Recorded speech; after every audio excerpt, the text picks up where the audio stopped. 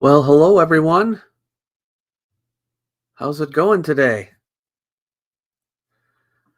This is your old pal, Dr. Miano, ready to give you some ancient history and archaeological news for the month of June. All kinds of things that I've found that we can talk about. Every month, there's something new. And we go over, of course, archaeological discoveries, but also historical discoveries. That is, things that get studied afterward. So after something gets dug up, sometimes you have to do analysis and things like that. So that kind of news we'll also be covering today. Uh, well, hello, Courtney. Hi, Matthew. Hey there, Steve. Can you guys hear my audio all right? Want to make sure we're all good here. No problems with your audio and video, I hope. Um, I don't know, a lot of you have seen my recent video about ancient history and politics, which got a lot of comments. And then, of course, my one last month on Joe Rogan and Graham Hancock got a lot of attention as well. Um, Tea Time says you can hear it loud and clear. Great. Hi, Golden Snow Fox, Avery, Dolly, Christian, Otis, KP, Ellie, Stu, Lackrid's Pibe. uh, all right. Glad to see you all here. I'm still trying to find a good time to do this. I figured, well, Saturday morning, but of course, it's different times for different people in different parts of the country or the world. And I don't always get a ton of people live. Everyone comes afterward, but I'm happy that you at least are here. How many do we have right now? 55, not that many, really. But we're still going to get into it without further ado. So I've curated a number of discoveries that I think you might be interested in. So the first one I want to share with you is from Pompeii. You might have heard about this one. A blue painted shrine is the latest discovery in Pompeii. You may not realize this, but a lot of people think like, well, they already excavated Pompeii, right? It's all done. It's not all done. There's still, I mean, there's a whole city there, right? So yeah, I think uh, 13,000 homes have been excavated in Pompeii so far, but there's still a ton more to see. And so here's some pictures of a new excavation in central Pompeii, the Blue Room, as they call it, for obvious reasons. This is what they call a sacrarium in ancient Rome, which is a sacred room. It's a room where you put all your sacred objects. You also could perform rituals there as well. I guess it's the equivalent of, people who who have photos of their bands all on the wall, but this is those related to the gods. Okay, um, but yeah, they found this in central Pompeii, and this was announced just this month. But the blue color they say on the wall is very rare. You can see a female painted figure on the wall. Um, they're supposed to be the four seasons of the year. I'm not sure which season this is, but it looks like it could be uh, fall, if that's like a harvest or something like that. Um, anyway, um, there are excavations going on in the Regio Novum area of central Pompeii. So this is the name of the street, I believe. And yeah, you can see some of this brand new stuff. You might say, well, what do they have to excavate? Things are buried. Of course, they were buried in the ash from the volcanic eruption, and everything has to be cleared. Um, Last week, it was reported that archaeologists discovered children's sketches depicting violent scenes of gladiators. And let's take a quick look at that. Why not? These are children's drawings. Look at this, right? Kids drawing gladiators. Things haven't changed a whole bunch. So that's cool too. But yeah, but the blue room has gotten a lot of attention because of the rarity of the blue color. And I mean, I did a whole video on the color blue. They had the color blue, but it was expensive, So to see a whole room in blue is kind of unusual. So that's one of the new discoveries. We got some more people chiming in here. How can it be blue? The ancients didn't even see blue. Oh, sarcasm. Yes. I visited Gobekli Tepe 2 years ago. Worth the trip. All right, Gary. I'd like to go there within the next couple of years myself. Valencia says hi. Abed says he can draw better. Yes, I think most of us could. Humans haven't changed in 3,000 years. Adrian says 100% wasn't kids. Maybe. You never know. Let's look at another one here. Now, this is another place where you think, well, actually, it's not, because there's still a lot uncovered here. But this is at the tomb of the first emperor in China, the tomb of Qin Shi Huang, first emperor. And you all know about this area here where you have all the terracotta warriors. And by the way, I'm going to be going there in August. So I'm going to be bringing you back some wonderful video from China, hopefully. And yeah, but anyway, within this mausoleum of Qin Shi Huang, and we haven't gotten to his particular tomb yet. We're still in the outer parts. But they found a massive 16-ton coffin hidden with treasures. It was been found inside a tomb that could belong to the son of China's first emperor. So this is an entire huge area, right? Prince Gao, his name is, son to the first emperor. Yeah, so take a look at this. Now, this is notice the credit, Netflix. That's because there's a new documentary on Netflix about it. Okay. And what's it called again? It's down here. Mysteries of the Terracotta Warriors. The trailer is out. I don't think the actual documentary has come out yet. When is the release date? Does it say? It doesn't say. But the trailer came out this month. And so, yeah, they're going to be talking in that documentary all about the discovery of this coffin and whether it really is Prince Gao or not. So that should be pretty cool. JV says, I saw Pompei in February 2023 and you can see them starting these. Okay, so you saw them getting going there. Great. Yes, still excavating that tomb in China. I know, and I would love to see them get in the main burial mound, but they're very worried about it. They don't want to destroy it unnecessarily, and so they're going very slow, but methodically. More poison booby traps? Maybe. I hear there's mercury and whatnot at the terracotta site. Could be. That's what one of the ancient writers says. And maybe he's right. So who knows? Oh, we've got Boudica herself here. Hi, Boudica. All right. Let's look at another one. Circular labyrinthine structure from the Minoan civilization discovered on Crete. Yes, so you may know about the Minoans. This is what we call them based on the legends, okay? But this is this civilization on Crete, which preceded the Mycenaean Greek period. So this is long before the Trojan War and all that. In fact, the structure dates from between 2000 and 1700 BCE, okay? And here is a shot of it. Let's get a close-up. Take a look at that. Circular structure. Not much left of it, of course, but it's from Minoan times up there on that mountain. And we can read some more about it here. The structure is about 48 meters in diameter. 8 concentric stone rings, okay? And 2 entrances to the site.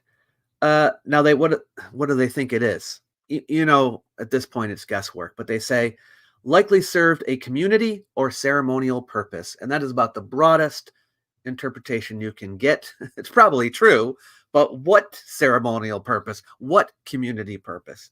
Still don't know, obviously, yet.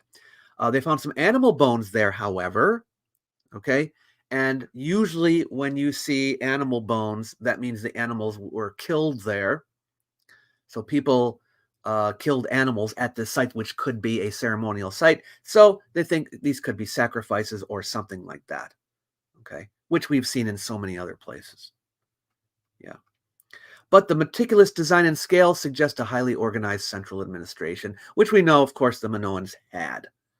The structure does not have an exact parallel with other buildings of the same period on Crete, so it is different from the other ones.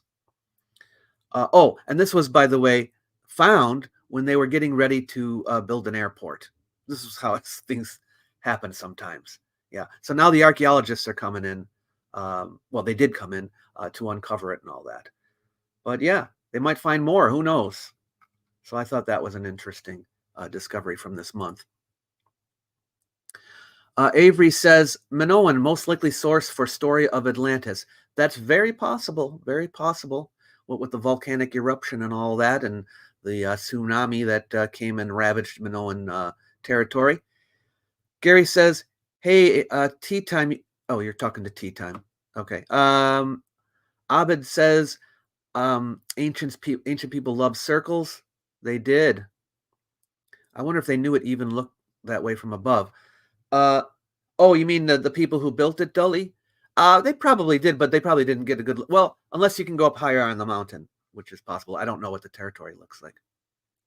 Lived on Crete for 2 years, says Jack, and visited the Minoan sites there. Awesome. Very interesting ruin, says Matthew.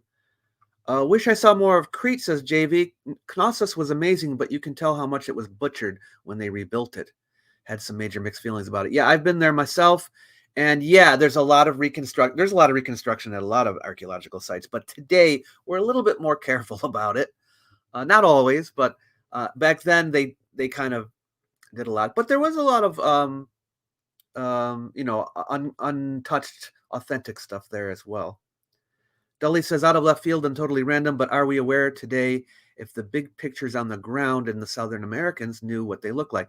I'm not I don't know, Dully, unless I go there and actually look, which that's another place I want to go to, Peru soon. We'll be able to tell. But it depends on, because there's in that area there are many mountains, so it may have been possible to see some of them from above. But I don't know for sure. I'm sorry, I'm new, but where's Crete? Crete is the biggest island in the Mediterranean Sea. So it's just south of Greece and Turkey. Just look for the biggest island, and that's Crete. Yeah. Okay, let's look at another one, folks. You saw that. This is about the Antikythera mechanism, which everyone seems to be interested in. Gravitational wave researchers shed new light. So they did some more scientific analysis of the Antikythera mechanism. Yes. And basically, this is an introduction to what it is. I did a whole video on this. You can find out more information. But anyway, astronomers from the University of Glasgow have used statistical modeling techniques developed to analyze gravitational waves to establish the likely number of holes in one of the broken rings of the mechanism. Oh, and they have to mention that this was discussed in the Indiana Jones and the Dial of Destiny. But anyway, what did they find out? They found out, now back in 2020, they x-rayed the mechanism, and they thought that the holes were probably between 347 and 367. And it's supposed to correspond with a year, by the way. But now this new research shows that the ring is vastly more likely to have had 354 holes corresponding to the lunar calendar than 365 holes, which would have followed the Egyptian calendar, or lunar year or solar year, right? So the analysis says that 354 holes is hundreds of times more probable than 360. Okay, so yeah, see how these kinds of studies can shed some light on that. When you know the number of holes, this is the number of days in the year. So now it's telling us what kind of calendar they had, lunar calendar. So it's very interesting. So you can read up on that. I'm going to leave links to all of these articles. After I'm done here, I'll put them under the video, and you can click on them and read up more about it. Yeah. Avery says 354 is moon related. Yes. James says, did the Pelasgians leave any ruins before the arrival of the Hellenes? Well, we're not sure if they are Pelasgians, but if they were the ones that were there before, then yes, there are some things from them. Not much, but I believe there are some ruins. Yeah. I saw the Antikythera mechanism in April, and it was awesome. The museum had a bunch of reconstructions of it. Cool, JV. Yeah. Um, all right, let's take a look at another discovery. Now, some of you may know that I interviewed Ludovic Orlando, well, a couple of years ago now, when he's been studying horses for some time now. He's a geneticist who's studying horse domestication, and another study came out. He was talking all about it on X and everything, and I think I asked him a couple of questions too about it. But basically, this new study is showing that there were two attempted domestications of horses. Okay. There was original one done by the bow tie hunter gatherers in Central Asia. Okay. About 5,000 years ago. But that attempt didn't stick. Then other people living north of the Caucasus Mountains domesticated horses for transportation about 4,200 years ago. And these are the ones that lasted. In fact, that have lasted until today. The horses that we have today around the world come from this second group of people. All right. So yeah, horses were domesticated twice. So that's the main finding of the study. So very, very cool. And people have asked me this question a lot, and I asked Ludovic this question, and that is about horse domestication specifically in India, because there's a lot of arguing about this. But they have not yet gone into this area yet. So there's going to be, but he did imply that there was going to be future studies about horse domestication in India. So this is a lifetime thing for him, a career of studying horse domestication. So it's going to go on for some time. But anyway, this is a cool new study, and it is linked here as well. Bow tie hunter. They all wore bow ties, right? Yes.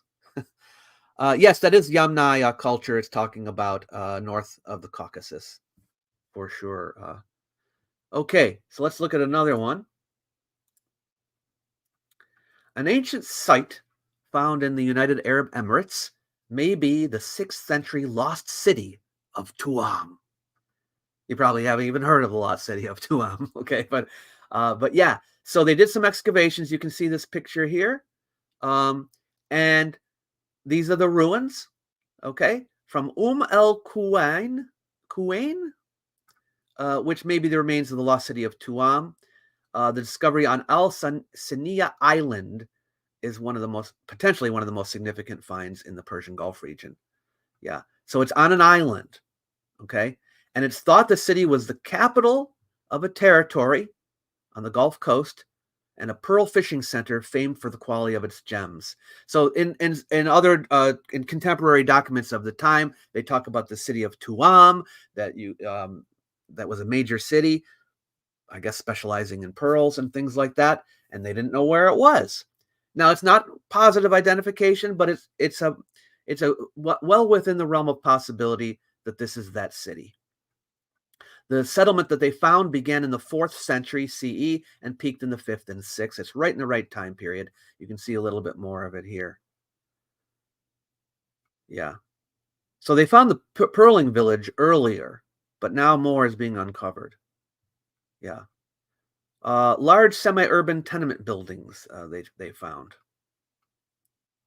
So here's part of a jar. They thought this was a lay community serving the monks because there's a monastery there, but now it seems to be much bigger than that. So another really cool find. The Castle of Ar. I have to go. Great topics. All right, Christian, come back and watch this later. Dolly says, Indian history is honestly super fascinating. I love everything about it, even though I have no ties to them really. But the Indus Valley is so hecking wow. Yes, I also find Indian history very, very fascinating. Oh, the skeptic guys. David Miano. Oh, this guy doesn't like me. Yes, well, he's mad that I made a video about chematology and debunked it. And so he's been going around making comments about it. You can just ignore him. Okay, let's look at another one. Graffito offers a clue to the history of the Athenian Acropolis. What? Yeah, so anyway, see this? It's just a graffito, nothing special, but it is a drawing of a building that is no longer on the Athenian Acropolis, but once was. And we knew about it, right? So, well, actually, this is not the scientific study. The scientific study is here, okay? There was a building, okay? And we have, it is mentioned in documents as existing on the Acropolis called the Hecatompedon. The Hecatompedon. I don't even know if I'm saying that right, okay? And nobody knew what it looked like, but they had references to it, right? But now they find this graffito, okay, from the area, and it has writing on it in the old Attic alphabet, okay? This is from the 6th century BCE, okay? This is before even Athens' heyday, okay? This is in the Archaic period. This is like not long after Homer, all right? Yeah, so you can see there's this, here it is, okay? It's not the greatest drawing. It reminds me of the drawing of the gladiators from earlier, okay? But it identifies that very building, okay? And there, now, what can we gather from this image? Well, you can't really reconstruct the whole building from this, but those are probably columns you're looking at, you know? It's just interesting that we found a drawing of the building that isn't there anymore, and we didn't know what it looked like. So it gives us some indication of this building that was on the Acropolis. So, you know, I thought it was pretty cool. Chematology in the sense of Afrocentric or Eurocentric ideology. Eurocentric, James. There's the other chematology. I might make a video on that too. I don't know if it's not really called chematology, is it? But they spell chemet differently. A hecatomb is a large sacrifice. Yeah, so sacrifices would have been performed there. Am I understanding my right? The Hecatompedon was not the original temple of Athena, right? It's the temple that was originally where the Pantheon is. Where was the exact location of it? Let's see. Does it tell us here? That's where the graffito was found. Let's see. Oh, there are two possible locations on the Acropolis for it. The Dorpfeld foundations in the middle of the Acropolis, and the south side of the Acropolis, where a large platform intended to carry a temple. Okay, so one was dated to the early 6th, and one to the late 6th or early 5th. Okay, so it sounds like, however, that the one is too late. The south one seems to be a little too late. So it might be the Dorpfeld foundations that are the most likely. But anyway, discussion here. So it's very cool. Okay. I wonder why they drew the map, planning on robbing the place, maybe. Yeah. Yeah, they're telling each guy where to go. Now you go around the back here, and you know, it's like Ocean's 11. Okay. All right, let's look at another one. Blood sausages and yak milk. Bronze Age cuisine of Mongolian nomads unveiled. Yeah, so they found this bronze cauldron, okay, from 2,700 years ago. All right, and they did a protein analysis of it and found out what was in it. Okay, and yes, they found out there was blood and milk in it. Okay, so this was led by researchers at the University of Basel, published in scientific reports, and that is linked here as well. What did they find? Mongolian nomads collected blood from slaughtered animals, presumably for sausage production, in these cauldrons, and may also have fermented milk in them, mainly from yaks. Yeah, so it's kind of interesting because this is very, very early in Mongolian history. So to find this and to find out what their diet was, which indicates an earlier domestication of yaks than was previously thought, is significant. So I thought that one was an interesting discovery as well. I used to eat blood sausage regularly when I was a child. Did you? Did they bring in Gordon Ramsay too? We need an analysis from a culinary perspective, right, Kyle? All right, let's look at another one here. Archaeologists discovered 8th century BC settlement in Uzbekistan. You can see a shot of it. Oh, wait, this is not Uzbekistan. It's got the... Wait a minute.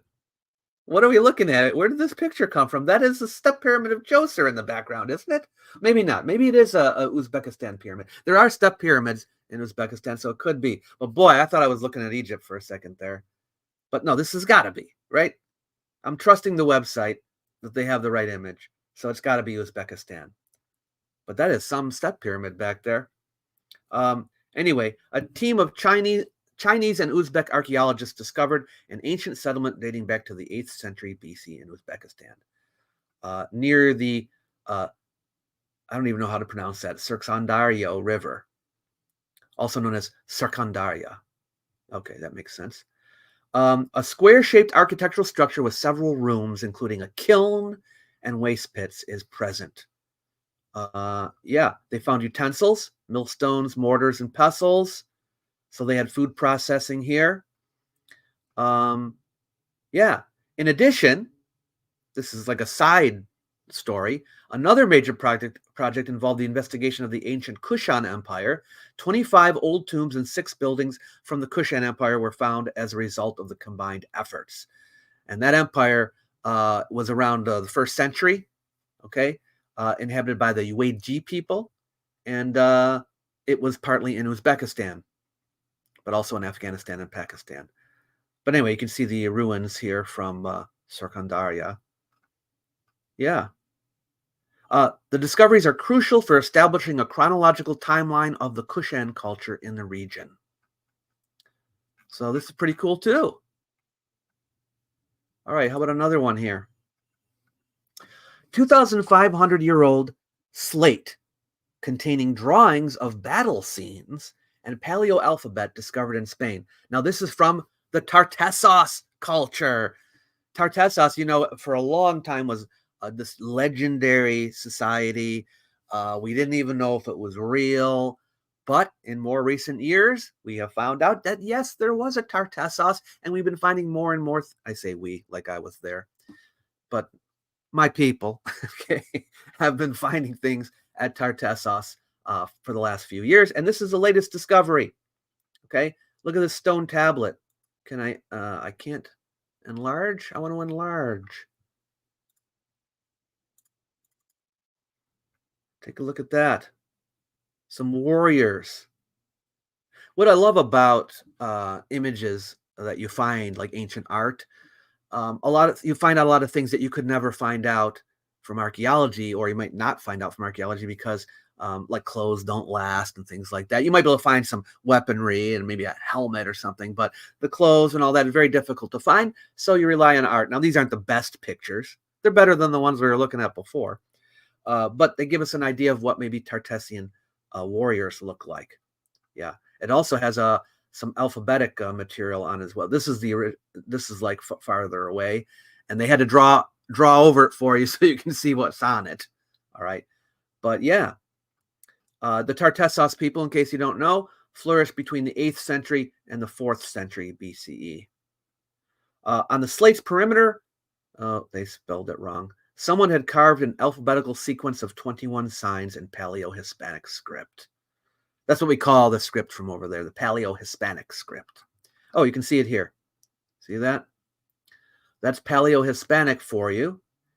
And I'm trying to remember now if we can read it. Gee, I forgot. Can we read it? I'm tempted to say no, but I'm not positive on this. Something I should know, but I don't remember off the top of my head. But anyway, that's pretty cool. That's awesome. I need to get a book about Tartessos. Yeah. I don't even know if there's a great one, but I'll have to take a look. Did spies exist in ancient Mesopotamia and Greece where they collected information on their enemies and used it to their advantage? Yes. Yes, they did. They did. There's a lot of sites I didn't know about until I saw them on Ancient Aliens. The show is BS, but I found out about a lot of places because of it. Hey, sure. We all get there in different ways. Tartar sauce? Tartare sauce. Tartare sauce. Yeah. Whoa, script looks like Phoenician Greek roots. It does seem to have some influence from Phoenician. And of course, Greek script is influenced by Phoenician. So yeah, I would say so. Which means now that's telling me that maybe we know what the letters are. I just don't know if we know what the language is. Okay. What's going on, Joel? Didn't you see my latest video? All right. So let's go to another one here. Enormous rock engravings may be prehistoric territorial markers. Now, we have seen these before, right? What we're looking at here this is prehistoric. Now, normally I don't do prehistoric, but the prehistory here is also in the period that I would consider historic in other parts of the world. But anyway, this rock art that you see all over the Americas, South America in particular. So this is in Colombia. I think mainly they're looking in Colombia and where else? Pretty sure it was somewhere else as well. But you see all of these drawings with snakes, which they think are boa constrictors, or maybe they could be anacondas. They're part of the myths of these local cultures. But anyway, so they've been studying the images. And one of the researchers says, we believe the engravings could have been used by prehistoric groups as a way to mark territory, letting people know that this is where they live and that appropriate behavior is expected. Okay.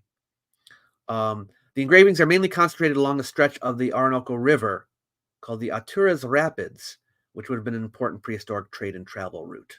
This means it would have been a key point of contact, and so making your mark could have been all the more important, marking out your local identity and letting visitors know that you are here. So that's what this is, just an interpretation. I understand. So we can't put too much weight on it. It's just one study, but it is based on what they have found in the images and where they have found the images. So I thought that it was worth commenting on. John says, from a proud Yorkshireman, please have mushy peas with your fish and chips, not tartar sauce. Okay. You mean you don't have tartar sauce in Yorkshire? Wow. Interesting. What do you put on the fish?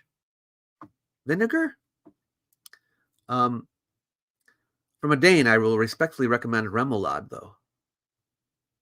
I love your channel, bro, and have been really pleased to see the production values shoot right up with the new vids and cinematography, co-host, etc. Yippee. Thank you, Star Trek. It's mainly for my travel videos. Those are the ones I put the most work into. I edit them myself. Some of the other videos lately, I've been having an editor do it when I'm just talking to the camera, and they're pretty easy to edit. But the travel videos, I do them from beginning to end mostly myself. So yeah. And I'm going to China next. And then we're all going to Egypt. When I say we're all, I'm inviting you, my fans, to come to Egypt with me in November. It's coming up soon. And I realize it's, not everyone can afford it, but we're throwing in everything for you. You're paying for your hotels and your food and all the archaeological sites. And I'm teaching a class while I am there with you, all about the Egyptian Empire. So if you can make it happen, please do, because we're going to have a lot of fun, and we're going to go to sites that a lot of people don't even know about. So it'll be one of the great seasons of the Antiquities Travel Guide anyway, because it's the first time I'm actually taking people with me. Oh, Skeptic Guys is still here, trying to, I don't know what he's trying to do. I guess it's unethical business practice because I criticized a pseudo archaeological tour outfit. Yeah. All right. So anyway, salt and malt vinegar. Ah, there we go. When I grew up, I have no idea if it came from England, but there was a place where I grew up called Arthur Treacher's Fish and Chips, and they had malt vinegar with the fish. So I don't know. Arthur Treacher is British, I believe. Yeah. And some of you are saying, why are you talking about fish and chips? Get back to the archaeology. Matthias says, have you been invited to the Joe Rogan Experience yet? We need you there. No, I have not. No. I'm not kooky enough, I guess. But I have not been invited. All right, let's take a look at another one here, folks. Early Celtic elites inherited power through maternal lines, ancient DNA reveals. Yeah, the early Celts may have inherited power through their mother's side, according to ancient DNA analysis of lavish burials in Europe. So here's an artist reconstruction of a burial. Okay, this is in Germany where they took the DNA. Southern Germany, was it? Yeah. And so there was an uncle and nephew buried in two of the richest burial mounds, along with a first cousin, along with evidence of first cousin inbreeding. And this points strongly towards matrilineal dynasties of elite power. So this is a new thing, right? This is between 600 and 400 BCE. That's the Iron Age.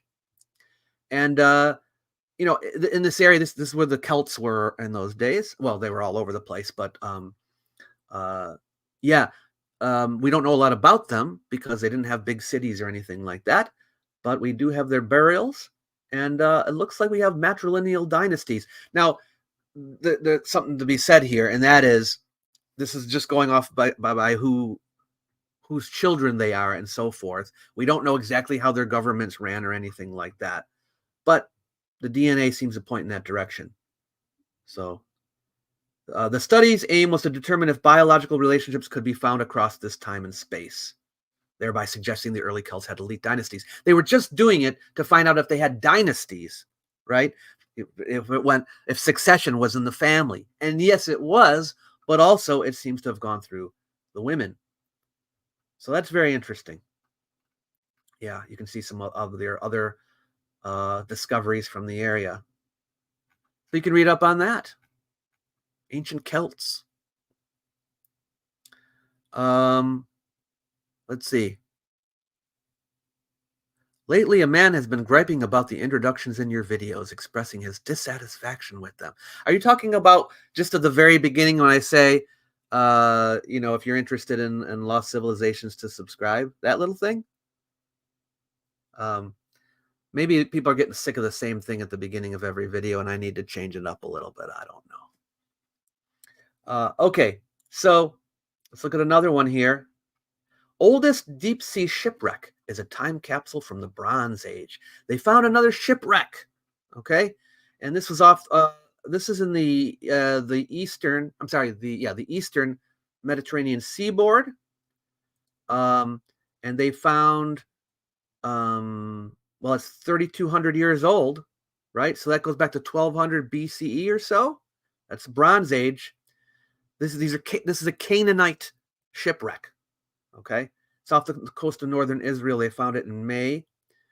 It's the only ship from this period that was found in the deep sea.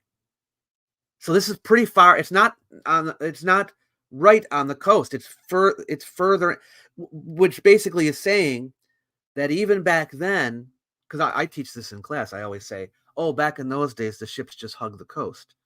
They don't go across the sea, except for the Minoans. The Minoans did go across the open water. But everybody else, they kind of just stuck to the shore, near the shore. But this suggests that, they're out pretty far, okay? So it is interesting that it's out in the deeper part of the Mediterranean. Let's see. So anyway, you can see some more picture. Well, that doesn't show you much. Is that it? Come on. Oh, this is this is studying the you can see a little bit of an object here on the screen, but actually I should have found some better images. Maybe that's all they've released. But anyway, you can read up about this deep sea shipwreck way out there in the Mediterranean. That's pretty cool too. But these are some very old amphorae. Archaeologists find Roman centurions' letters in ancient animal cemetery. Now, I think I mentioned this in an earlier live stream. about things being found at the site of Berenike, which is on the Red Sea coast in Egypt. Okay, but these things that they found were from the Roman period when the Romans were ruling Egypt. But I don't think I mentioned about this. I think this is newer. These papyrus ancient letters that were written by Roman military commanders. You can see one of them right here. Okay, it's not in the best condition, but you can read some of it. All right. The settlement of Berenike was founded in the 3rd century BCE. This is during the Ptolemaic dynasty, but then it came under Roman control.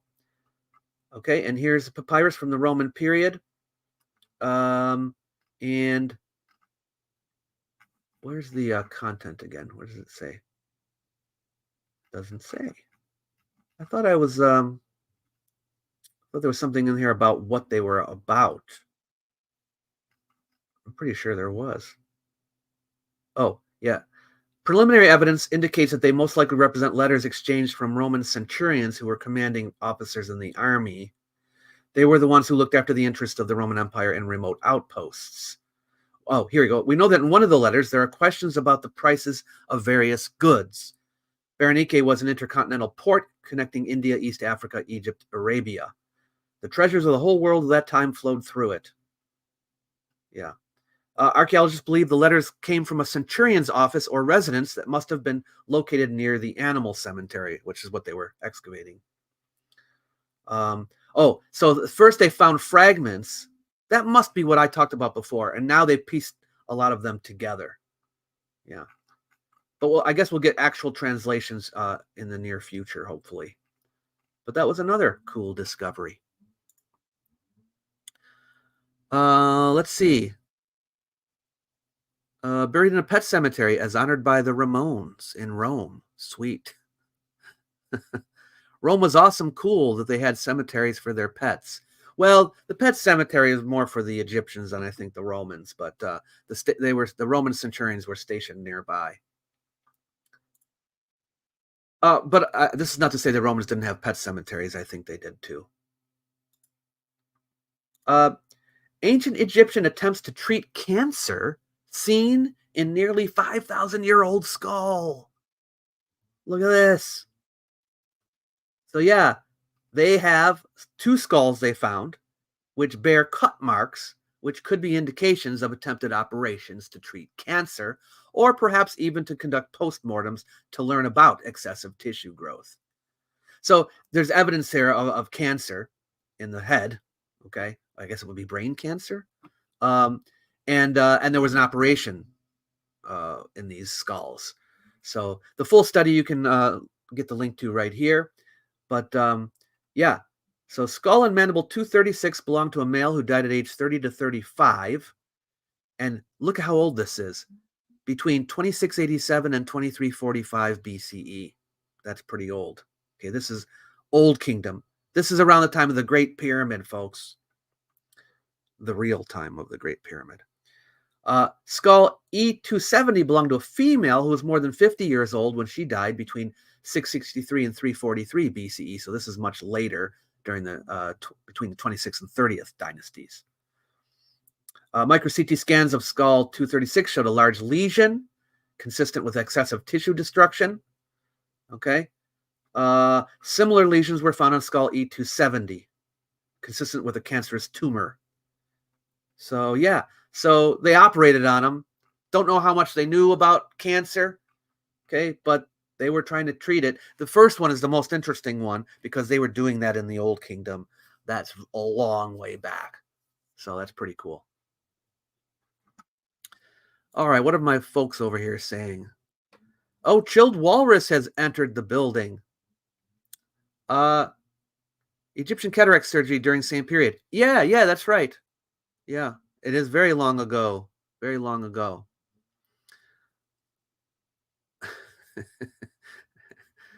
Should I block skeptic guys or does it not matter? It probably doesn't matter.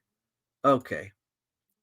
So anyway, look at this. Restoration of the only known Roman Lorica squamata model armor in the world completed. So they restored this style of armor. Okay. It was discovered 4 years ago during excavations of the ancient city of Satala, which is in Gumashana. So that's in Turkey. Yeah. So anyway, they found this armor. It wasn't in the best shape, but they've been fixing it up, I guess, restoring it. And now you can see kind of what it looked like. Okay. This is how they found it. Look at, they found it like this. Okay. And then they cleaned it up. And now it looks like this. So they didn't add, I don't think they added new stuff to it. They just took the stuff that survived and pieced it back together properly. So yeah. 3 years it took them to do this. So I don't know a lot about this style of armor, but it isn't like it wasn't like the typical Roman armor that you're familiar with from movies and things like that. But anyway, yeah, it comes from the 1st century, I believe. So if you want to read more about that, I'll leave the article for you there. Ancient bridge disaster site in Switzerland analyzed.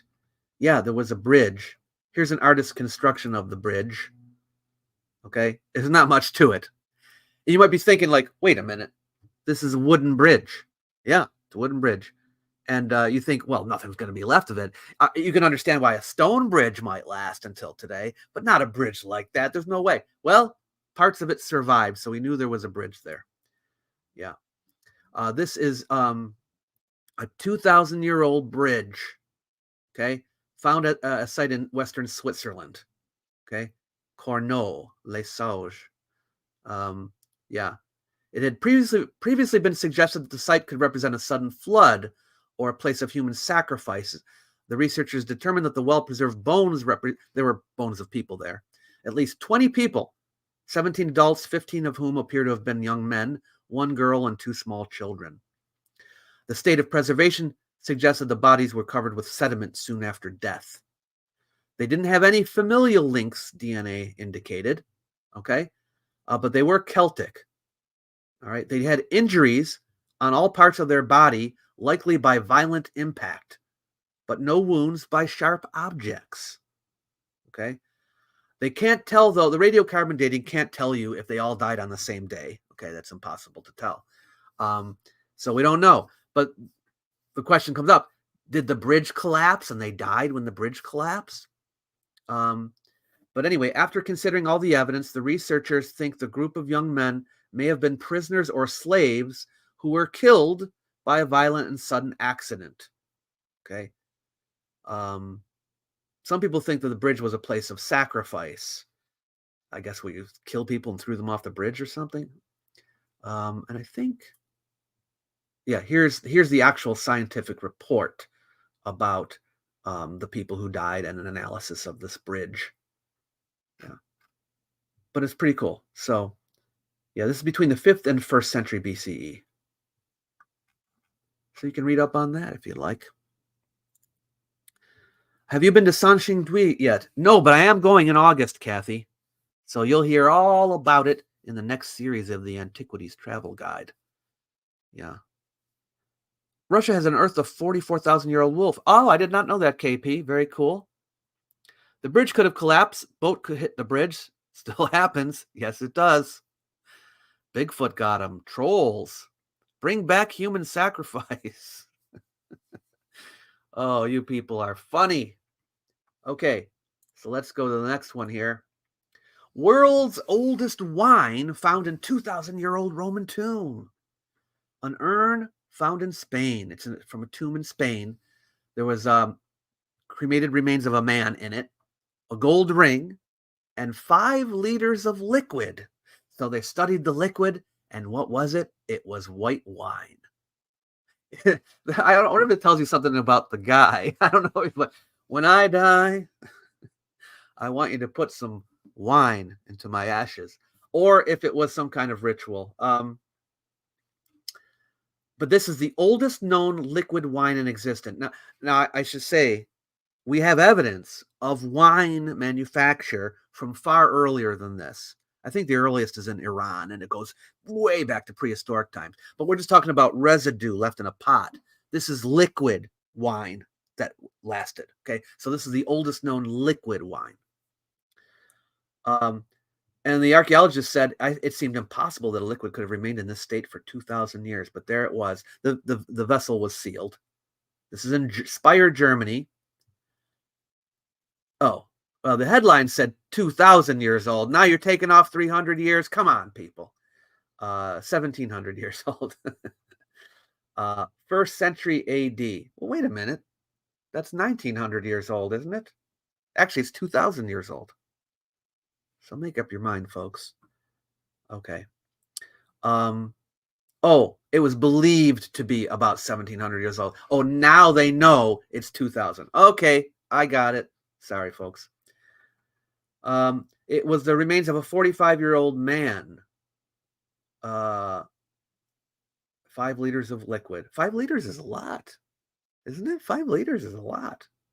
I guess it was a big urn. Yeah. They did liquid chromatography mass spectrometry. And that's how they were able to figure that out. I hope nobody drank it. The Tepler culture clearly made beer. Yeah. All right. If you're interested in precision, Finley, check out my video on precisionism. What's the oldest confirmed evidence of alcohol production? Hitchman, that's what I was saying. It's in Iran.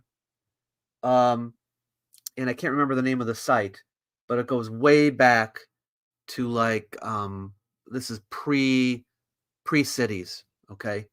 Very old. But I don't know exact date off the top of my head. Okay, they found a submerged Roman structure of concentric walls on Italy's western coast, and you can see the picture here, right? This is a Roman era structure. Obviously, there's not much left, but what they've been doing is this is right near Campo de Mare.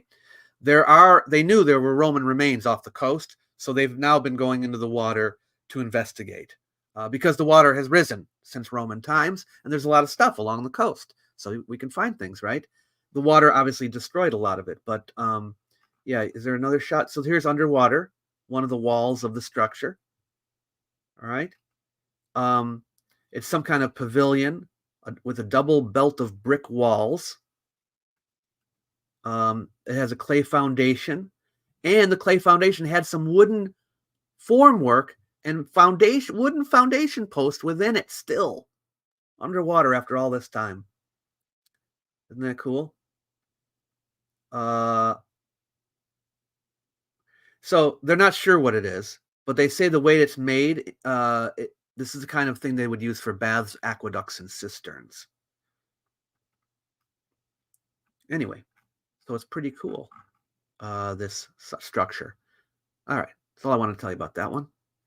And then there was an Acropolis found for babies in France, and it's in the middle of the city, as you can see from this picture. Okay, this is in the city of Auxerre. Is that how you say it? I'm not sure, but anyway, it's in central France, and yeah, right in the middle of town, they found this infant cemetery. And what they found, not only they had a whole bunch of babies that were buried in it from Roman times, but it's probably on the outskirts of a much larger adult necropolis, but that would be under the rest of the city, so, or at least part of the city. I don't think they're ever going to be able to get to it, all right? But they found the baby cemetery anyway. Most of the babies were under 1 year of age at the time of death, so they're probably stillborn babies, miscarried babies, and then babies that died very young. Yeah. So, yeah, this is from the time of, where is the date on this? Does it have the date?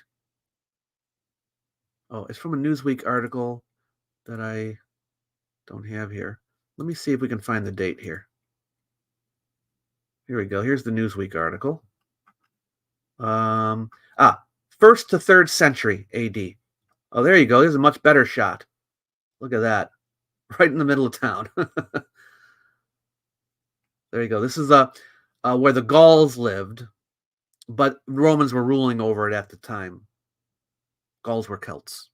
Been talking a lot about the Celts this time. All right. Earliest manuscript of Gospel about Jesus' childhood discovered in Germany. Now, when I say discovered, they didn't dig it up. They already had it. They just didn't know they had it. Okay. It's 1,600 years old. It's about, now, obviously, this is nowhere near, well, I shouldn't say nowhere near, but it's several centuries after the time that Jesus would have lived. 4th or 5th century. Okay. It's the earliest surviving copy of the Infancy Gospel of Thomas. Oh, okay. I'm sorry. The Infancy Gospel of Thomas, I think that was written around the 4th or 5th century. Not this particular fragment. Wait a minute. I must have read this wrong before. Oh, no, it is. Okay, so maybe the Infancy Gospel of Thomas, maybe it is earlier. But I would say it's no earlier than the 2nd century. I'm going to look it up real quick. Infancy Gospel of Thomas. Let's see what date it get. Mid to late 2nd century. Okay. Oh, and they even updated this. Interesting. They even updated it. Okay, so mid to late 2nd century for the Infancy Gospel, and then this fragment is 4th or 5th century, which is the oldest version of it. Okay, where was I? Okay, so the papyrus is from the 4th or 5th century, but they already had it. It was in the Hamburg Karl von Ossietzky State University Library. They didn't know what it was, but they've examined it. Papyrologist examined it, and they found out that that's what it was. They discovered it within. This is what happens. Sometimes you find things in the library you didn't know you had. Yeah, written in Greek. And here you can see a piece of it right here. This is the fragment, one of the fragments. So, thought that was a cool discovery too. Wow, that is early. Been really enjoying the podcast Drunk Bible Study. I have not watched that, Samantha. Pretty sure Revelations was from 300 CE. You talking about the Book of Revelation? There's debate about the date, but I think everyone's agreed it's anywhere between the late 1st and early 2nd century. Okay, let us go to the next one, shall we? Greek island was home to Bronze Age purple dye workshop. Yes, they found a purple dye workshop on the Greek island of Aegina, late Bronze Age. Okay, and there's a link to the peer-reviewed publication here, but I want to show you. Here's an image of the site on the island, and they found evidence of purple dye, which of course comes from snails. That's the way they did it in Phoenicia. The presence of a dye workshop at the site is inferred from 3 main lines of evidence: purple pigment preserved on ceramic fragments, okay, dyeing tools, and crushed shells of marine snails, which is where they got the dye. Yeah. So, for the first time, the discovery of remarkable quantities of well-preserved pigment, together with a large number of crushed mollusk shells and a few functional facilities, allow a detailed insight into the production of purple dye on the Greek island of Aegina around 3,600 years ago. Pretty cool, huh? All right, just got a few more for you, and then we'll let you go. A rare bilingual inscription discovered in Saudi Arabia's Tabuk province. So there it is. The first 2 lines are of one script or one language, and the other one is other. What are the languages? Well, one of them is Arabic, and the other one is Thamudic. Okay, it's an ancient North Arabian dialect known from pre-Islamic inscriptions. Okay, it's considered a variant of South Arabian one. Okay, most inscriptions date to the 4th century BCE, between the 4th century BCE and the 3rd or 4th century CE. However, this one is a little bit later. It's from about the 5th century CE. So, yeah, so the inscription has both Thamudic script and early Arabic script on it, but it proves that Thamudic was still being used later than what they thought. So, thought that was neat too. Seahenge. You've heard of Stonehenge. Have you heard of Seahenge? Okay, well, there are It's not a technical name. It's just kind of like a popular name. But they're talking about this. I don't know if you can see that. Home 1, there's a home 1 and a home 2. All right. But they're in the water. So they call them sea henges. There's 2 of them, I think. Yeah. From the close of the 3rd millennium BC, this is at the end of the 2000s. Okay. So a researcher from the University of Aberdeen has published new findings on this, which I think is linked, okay, about what the purpose was of the henges, I should say, okay.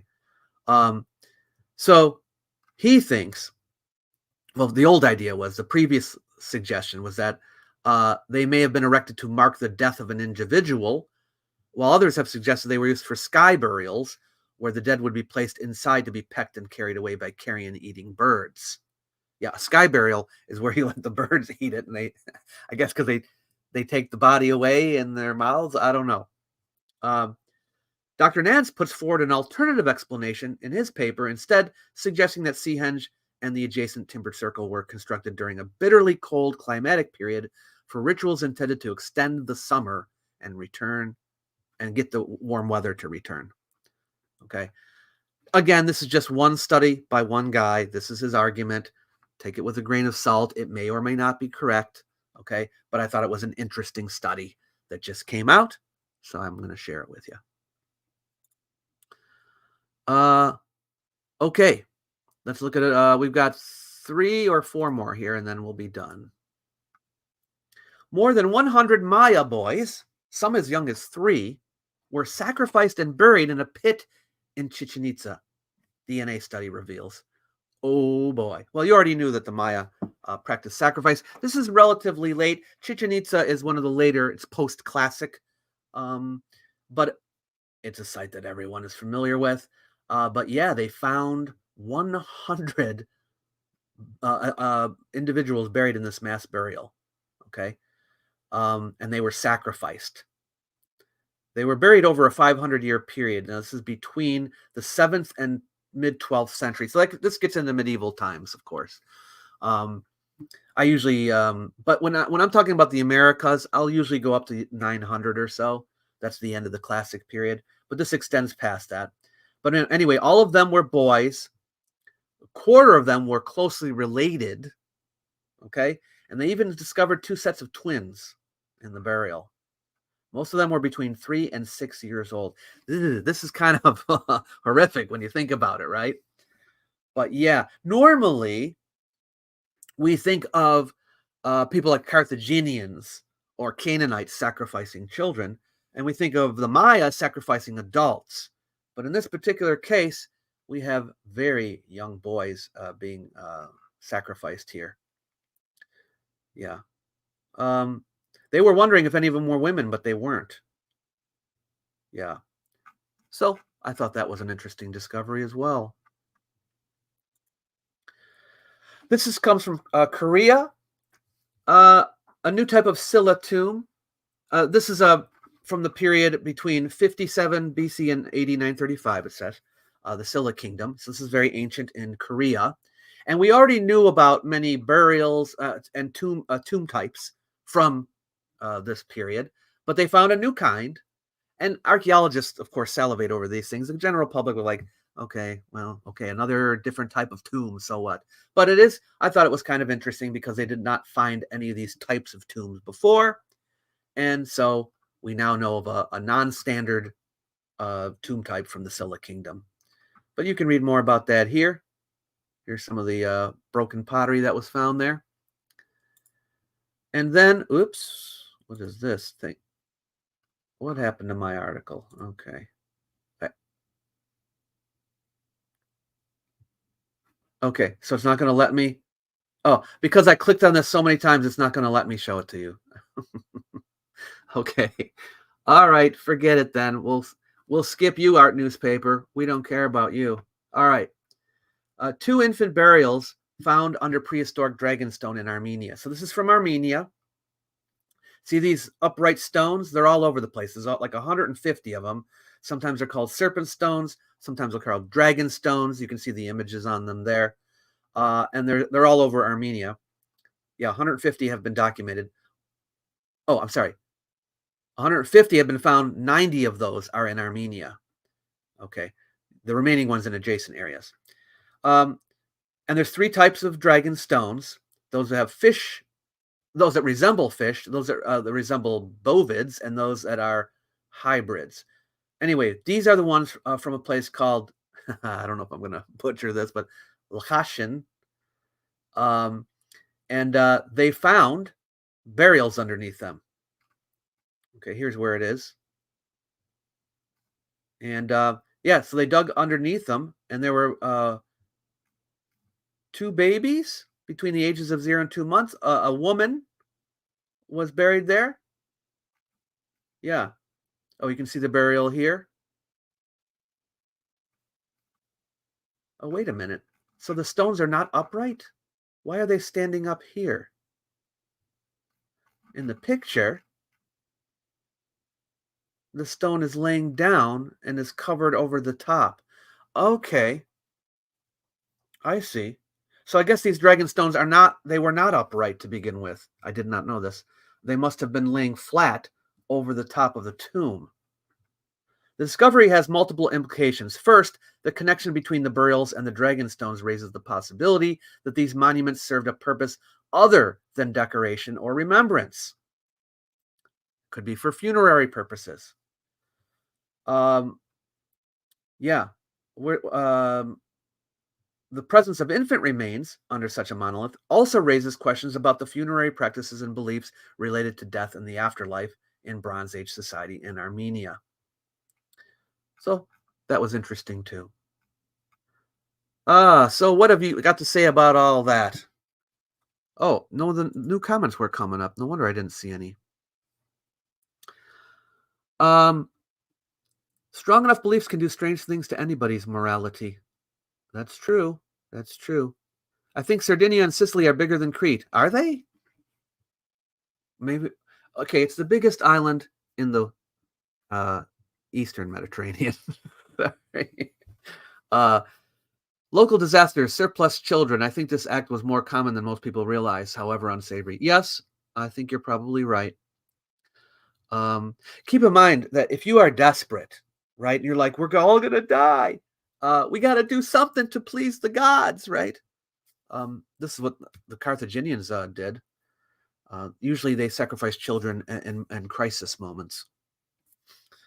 Seems like a lot of care. Yes. It's a tombstone. It could be very well a tombstone, Gizzy. Could very well be. Anyway, I wanted to show you all of that. And this, I should say this every time because I think it's an important point to make. And that is when people say, oh, archaeologists and historians, they're set in their ways. They don't want to ever change. I'm hoping that doing these live streams where I show you how every single month new things are being found and history is being rewritten, that is not the case. We are constantly updating, okay? We know more than we did last year. Last year we knew more than we knew the year before. What we talked about 50 years ago is different than what we're talking about today, and 50 years from now, history is going to be different than what it is today. We're always moving forward. We're always gaining more knowledge. We're always rewriting those history books. It's an ongoing, progressive field of study, Yeah. Anyway, I hope some of you might want to become historians in the future. Wouldn't that be great? It doesn't pay a whole lot, though. But you could try to become a YouTuber and make money that way. Speaking of which, I am totally, like, my full-time job is running this channel. So the only way that I get paid is by, oh, now I'm out of focus. Why am I out of focus? The only way I get paid is by the ads on the videos, okay? And donations from you. And the occasional brand deal where I have to sell something, right? But, or my classes that I teach online. But the channel is supported by my patrons over at Patreon or by you when you give a super thanks or donation or something like that. So if you can give a super thanks donation today, it'd be much appreciated. No obligation.